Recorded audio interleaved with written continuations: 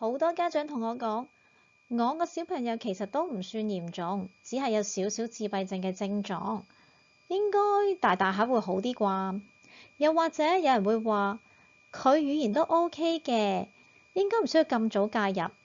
但其實我想同大家講一個非常常見嘅情況，就係好多輕度自閉症小朋友喺幼稚園時候咧，問題未必好明顯㗎，但係咧一到小學一年級咧，家長就突然之間開始好焦急啦，因為佢哋發現其他小朋友好似突然之間全部都長大咗，但自己嘅小朋友咧好似仲停留喺之前個階段喎。所以今日咧好想同大家分享3個家長一定要做嘅策略，幫助輕度自閉症嘅小朋友及早發展啦。Hello， 大家好，我係 Sally。我平時咧主要係喺網上提供家長培訓啦。喺我哋中心咧，主要都係同神經多樣性嘅，譬如有自閉症譜系啊、ADHD 嘅小朋友同家庭一齊工作嘅。我哋主要嘅係幫助家長用實際同埋有系統嘅方法去處理小朋友嘅情緒同埋行為嘅問題嘅。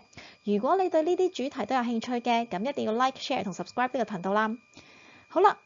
第一啦，我就想同大家講一件好重要嘅嘢，就係自閉症咧，其實係唔會自己消失嘅。有啲小朋友可能語言嘅能力都唔錯，又或者學習嘅能力都幾好㗎，但係咧可能會有社交困難啦、情緒調節困難啦、唔識點樣同人哋互動之類。如果我哋只係覺得，佢仲細，等下先啦。好多時候咧，小學先發現問題，其實咧就已經錯過咗最好介入嘅時候。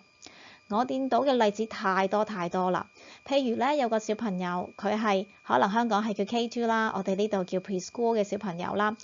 老師同家長咧都覺得佢淨係比較慢熱啲啦，因為喺班上面咧，其實好多小朋友都會喊啊，未必要完全咧跟老師嘅指令啦，仲學緊啲班級個 routine 啊之類啦，所以咧表面上大家都好似差唔多啫，但係其實咧有一樣嘅能力，典型發展嘅小朋友咧會慢慢建立㗎，就係咧佢哋會識得觀察同埋模仿學習咯。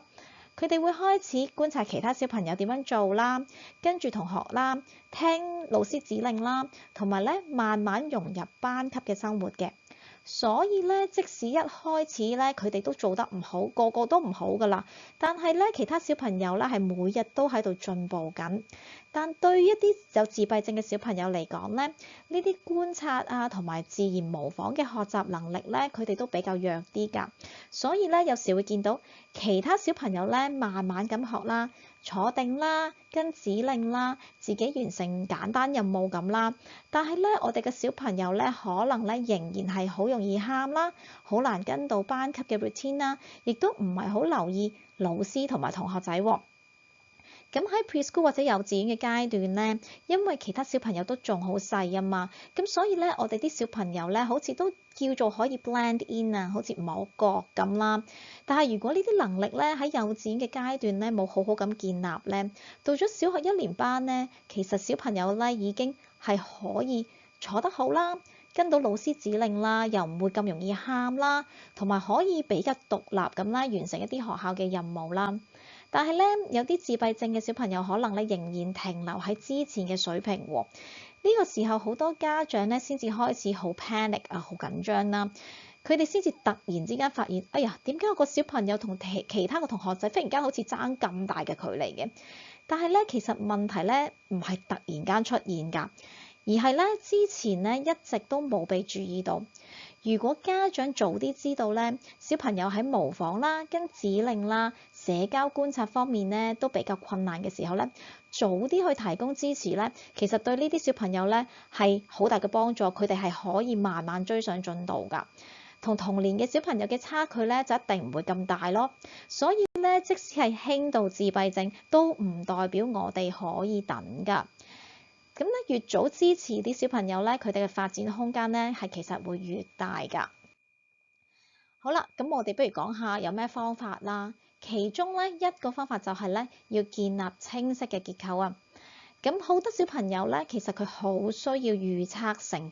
如果生活好混亂啦，譬如今日去呢度，聽日又突然改變，其實佢哋會好容易出現情緒爆發啦、焦慮啦、唔合作啦。我有一個小朋友咧，每次咧去學校佢都會大喊。咁家長咧最初以為佢唔中意返學啫，但係其實我哋發現咧，佢咧係只係因為唔知，成日都唔知發生咩事，下一步會做啲乜都唔知，所以咧我哋就幫佢做一啲 visual schedule 啦，即係啲用圖像嘅時間表，咁俾佢明白係第一你返到學校，跟住就玩就係 circle time 啦。其實佢都中意 circle time 㗎，即係見下嗰啲好似時間表啊，唱下歌仔啊，其實佢都唔係唔中意㗎。咁跟住之後就玩下玩具啦。咁可能就嗰個圖表咧，就俾一啲佢中意嘅玩具喺個圖表度，所以佢就好期待啦。可以。咁第四啦就係 snack time 咯。咁亦都係擺一啲佢中意食嘅嘢喺度啦。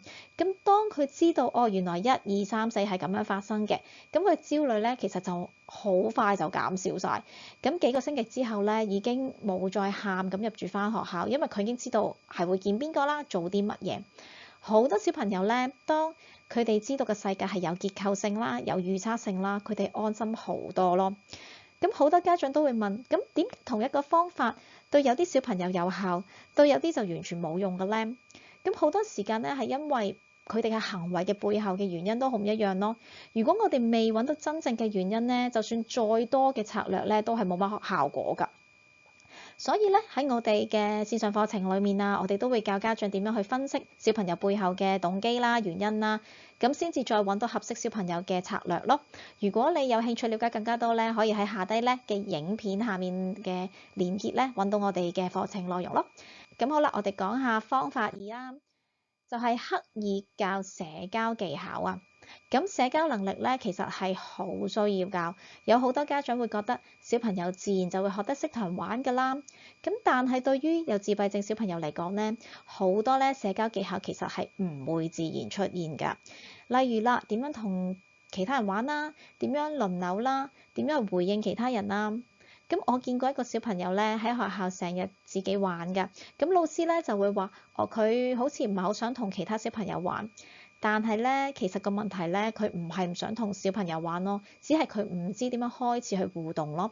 所以咧我哋係教佢一個好簡單嘅技巧啦，就係當見到其他小朋友玩積木嘅時候，咁佢都可以試下講我可唔可以一齊玩啊？或者佢只係企埋佢隔離啦，咁一齊做啲類似嘅嘢啦，咁。或者係大家你俾啲嘢我俾啲嘢你啦，因為有時佢都未必係想開口講，咁要視乎小朋友嗰個程度啦，同埋佢性格啦，咁我哋再慢慢揾一個係比較自然嘅方法，等佢可以融入去同其他小朋友玩咯。咁佢哋可以玩嘅時間可以由好短開始，咁喺隔離 pair 咁樣玩都 OK 㗎。咁社交咧其實同其他技能一樣咧，係越早教咧小朋友容易越掌握得到咯。所以我哋咧應該咧係要好好咁樣去安排教小朋友，咁亦都因為咁啦，咁我哋中心咧都好多嘅社交小組係俾小朋友有呢啲機會去學習，同啲同伴一齊玩咯。咁好啦，嚟到第3個方法啦，就係唔好淨係睇學術嘅能力。唔知係咪因為我哋都係亞洲人嘅家庭背景咧？個個家長都好想小朋友學識1、2、3、4啊，背乘數表啊，加減乘除啊，或者英文要識得晒咁多個字母啊，識得寫啊，識得睇啊。其實咧呢啲都唔係最重要。好多輕度自閉症嘅小朋友咧，其實佢哋學術能力都好唔錯㗎。有時家長會覺得佢識寫字，佢識數學喎，應該問題唔大啦。其實佢哋可能仲叻過其他小朋友好多啊。但係咧，好想話俾大家知。長遠最影響小朋友嘅生活咧，往往都唔係學術能力咯。我亦都有好多 case 或者再慢慢同大家分享。但係有啲咧真係本身係資優嘅，係好叻㗎，但係到咗咧讀唔成中學畢業啦，之後咧都一直係留喺屋企啦，係冇溝通能力啦。就算佢幾好，以前幾叻讀書，幾叻讀數學，幾叻寫英文。其實到最後原來都係唔肯踏出嘅社會啊！就係因為佢嚴重缺乏社交能力，情緒管理嘅方面都係出現問題啦，適應嘅能力都好弱啊！另外咧，我都曾經有個小朋友咧係細啲㗎啦，咁其實佢嘅數學能力都好叻、好強㗎。咁但係咧，佢最大嘅問題就係呢個小朋友咧會將所有嘢都變成數字啊。譬如啦，講故事書嘅時候咧，其他小朋友都會集中喺圖畫上，但係佢就不停講啲咧嗰啲編號啊，嗰幾多頁啊，睇緊第3頁定第4頁啊咁樣。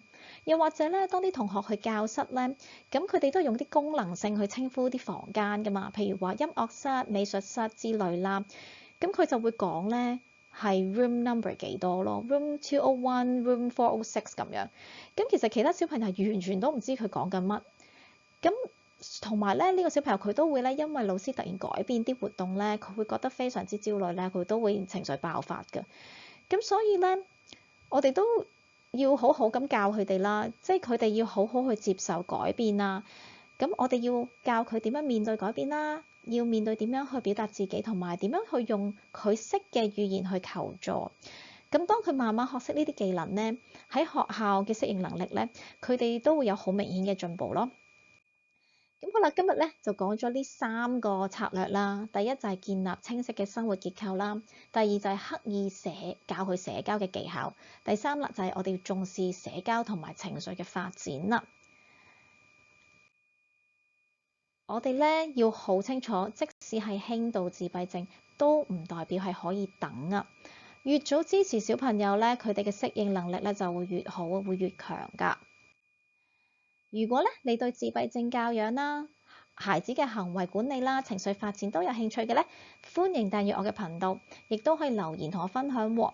你嘅小朋友喺學校最困難嘅地方係乜嘢呢？我都希望喺之後嘅影片可以講更加多，同大家分享多啲實際可行嘅方法。咁好啦，走之前唔記得 like、share 同埋 subscribe，仲要響埋個鐘仔啊，所以我之後嘅影片你都會知道。咁我哋下次再見啦，拜拜。